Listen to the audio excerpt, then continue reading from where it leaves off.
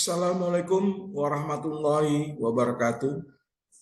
Selamat malam, salam sehat selalu bagi kita semua. Malam ini kita kembali berjumpa di pembelajaran kita secara online atau daring ya. Kita telah sampai kepada materi 11, yaitu tentang implementasi strategi ya. Pada pertemuan 11 ini kita akan berbicara tentang strategi marketing dan akuntansi. Untuk itu saya share screen bahannya. Silakan Anda untuk dapat menyimaknya ya.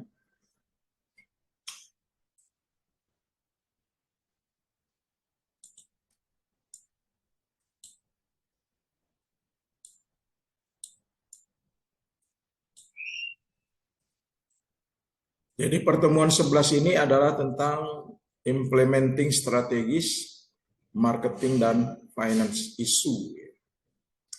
Apa yang dibahas pada materi ini? Bahwa sifat alami dari implementasi strategi itu adalah berpengaruh secara langsung pada kehidupan manajer pabrik, manajer divisi, dan semua stakeholder yang ada di suatu perusahaan. Pada situasi tertentu, manajer dan karyawan kadang tidak memahami bisnis dan tidak berkomitmen terhadap bisnis. Jadi karyawan atau manajer yang tidak punya daya untuk memperbarui strategi dari perusahaan, maka dia akan berusaha menggagalkan implementasi strategis yang dijalankan. Jadi dengan harapan dia berharap bahwa organisasi tetap akan menggunakan cara-cara yang lama. Yang hal inilah yang menghambat daripada perusahaan itu sendiri.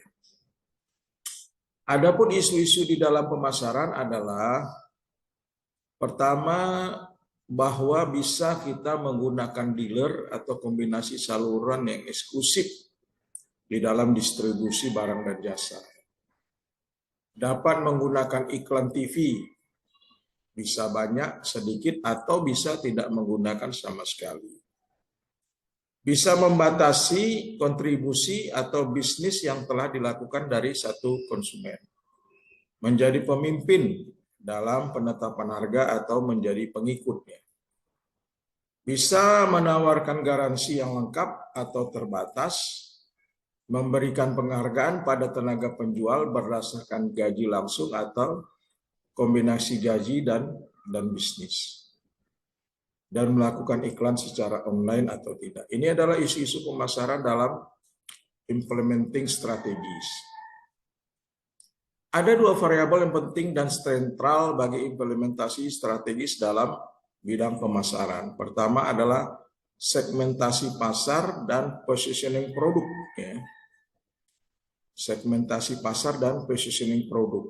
Ini menjadi kontribusi pemasaran yang paling penting di dalam manajemen strategi. Segmentasi pasar itu secara luas dilakukan untuk menerapkan strategi, baik itu bisa untuk mengevaluasi segmentasi yang potensial, menyusun strategi dengan menentukan karakteristik dan kebutuhan konsumen, menganalisis berbagai persamaan dan perbedaan konsumen. Segmen orang yang ingin dijangkau bisa secara online atau pemasar jauh lebih jelas daripada segmen orang yang dijangkau. Sedangkan positioning produk adalah agar memenuhi produk yang efektif dengan dua kriteria, bisa secara unik, membedakan perusahaan dalam persaingan tersebut, dan membawa konsumen yang kedua untuk mengharapkan pelayanan yang sedikit berbeda dari yang akan atau yang bisa diberikan konsumen. Kebijakan pemasaran bisa apakah lain produk atau jasa dipasarkan akan diperluas atau tidak, atau bagaimana kebijaksanaan kepada langganan, bagaimana kebijaksanaan harga jual, dan bagaimana kebijaksanaan promosi produk atau jasa yang dilaksanakan. Jadi itu adalah kebijaksanaan pemasaran, ya, line produk, kebijaksanaan langganan tadi, harga jual, kebijaksanaan promosi, dan kompensasi bonus. Kompensasi bonus. Nah, itu adalah kompensasi bonus bisa dalam bentuk jenis-jenis program utama, ya. Apa saja yang akan diberikan kepada karyawan yang menjual terbanyak, ya, barang-barangnya. Bisa juga dalam bentuk opsi saham, memberikan saham kepada karyawan, saham terbatas, juga dalam bentuk borgol emas dan parasut emas. Dan bisa juga kompensasi itu dibayar secara tunai atau menyelaraskan dengan program bonus perusahaan. Nah, itu adalah beberapa kebijaksanaan di dalam pemasaran. Selanjutnya kita akan membahas isu-isu tentang keuangan atau akuntansi. Hal yang paling penting dalam implementasi strategis adalah bagaimana perusahaan itu mendapatkan modal untuk agar perusahaan itu tetap berjalan dengan baik, ya. Artinya dalam hal ini harus menentukan kombinasi yang tepat antara pinjaman dengan modal disetor dalam struktur modal perusahaan. Jadi ini adalah suatu yang vital bagi implementasi strategis di bidang keuangan atau akuntansi. Tentunya harus menghitung perusahaan itu mempunyai laba per sahamnya berapa, laba sebelum pajaknya berapa, ya, dan sebagainya. Jadi manajer akuntansi lah atau manajer keuangan yang paling paham berapa kebutuhan pendanaan atau modal yang akan diserap oleh kebijaksanaan daripada implement strategis yang akan dijalankan. Yang kedua, manajer keuangan harus menghitung berapa kira-kira proyeksi laba bersih perusahaan, ya. Net income, ya. Net income itu adalah pendapatan dikurang biaya, ya. Tentunya ini harus digali atau manajer keuangan lah yang paling paham dalam menghitung, ya, menghitung kira-kira mau proyeksi laba bersih berapa, sehingga tahu berapa harga jual dan sasaran yang akan dijalankan oleh pihak pemasaran dan sebagainya. Manajer keuangan juga harus paham tentang anggaran keuangan, ya, financial budget, ya. Jadi seperti anggaran kas, anggaran operasional, penjualan, laboratorium, pabrik, dan sebagainya. Ini harus dihitung betul, ya. Harus dibuat laporannya tentang kebutuhan pendanaan perusahaan. Lalu harus juga mengevaluasi nilai suatu bisnis, ya. Jadi nilai bisnis dibagi ke dalam 3 pendekatan utama, ya. Jadi bisnis perusahaan itu berapa nilainya, evaluasinya berapa, itu yang harus dihitung oleh seorang manajer keuangan atau akuntansi. Pendekatan pertama bisa menentukan nilai bersih atau modal pemegang saham. Ini pendekatan pertama. Pendekatan kedua adalah dengan mengukur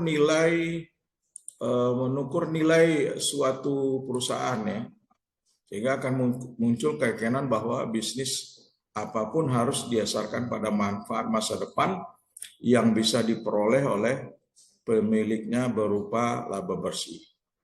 Sedangkan pendekatan ketiga adalah dengan membiarkan pasar menentukan nilai bisnis berdasarkan nilai harga jual, metode rasio terhadap laba, dan metode saham yang beredar. Kemudian mencari dana bisa dengan go public, ya, atau menjual saham daripada stakeholder ke bursa saham, sehingga akan mendapat nilai lebih dalam struktur modal perusahaan. Jadi bisa dilakukan juga dengan upaya perusahaan itu melakukan go public, ya. Sedangkan rencana atau kebijakan keuangan pertama harus memperhitungkan modal, berapa modal yang ada pada perusahaan itu sekarang, ya. Kemudian bisa juga dengan alternatif tidak harus membeli tunai, bisa juga untuk alat-alat operasional, alat-alat perusahaan bisa dilakukan dengan menyewa, ya, menyewa. Jadi tidak harus membeli tunai. Kalau membeli tunai kan cash, uangnya besar. Jadi kalau membeli menyewa tentunya dengan sistem angsur dan uang yang lain bisa dipakai untuk keperluan yang lain. Juga harus memperhitungkan risiko, risiko terutama dalam hal pengembalian uang, ya, dalam hal pengembalian uang. Jadi harus juga memperhitungkan bagaimana tingkat bunga, ya, tingkat bunga dan sebagainya, ya, yang harus diperhitungkan oleh perusahaan apabila akhirnya akan meminjam dana dari bank. Lalu bisa juga dengan menggunakan aktiva atau aset yang ada, ya, bisa dengan ekspansi eksternal, ya, kemudian membuat strategi untuk mempengaruhi arus kas, juga melakukan kebijakan sistem akuntansi, kebijakan struktur modal, dan sebagainya. Yang terakhir adalah penting sekali bahwa rencana strategis dan kebijakan keuangan harus sedemikian rupa sehingga dana yang diperlukan tepat pada waktunya untuk bisa dibayar dengan biaya yang serendah-rendahnya. Kebijakan keuangan atau akuntansi ini selain dari masalah modal dan penggunaan aktiva, seperti yang telah dijelaskan sebelumnya, maka kebijaksanaan keuangan akuntansi meliputi juga kebijaksanaan untuk menentukan kebutuhan dana dan alokasinya seperti menghitung laba, mendistribusikan laba, dan mengatur struktur keuangan. Saya pikir ini penjelasan daripada materi 11, ya, tentang implementasi strategis, ya. Artinya kita bicara tadi tentang isu-isu pemasaran dan isu-isu keuangan dan akuntansi. Minggu depan kita akan jumpa lagi di materi 12. Untuk itu silakanlah baca-baca PowerPoint yang telah saya share dan silakan melihat video pembelajaran saya ini agar semakin menjadi paham. Demikian saya sudahi. Wassalamualaikum warahmatullahi wabarakatuh. Salam sehat selalu bagi kita. Selamat malam. Terima kasih atas perhatiannya.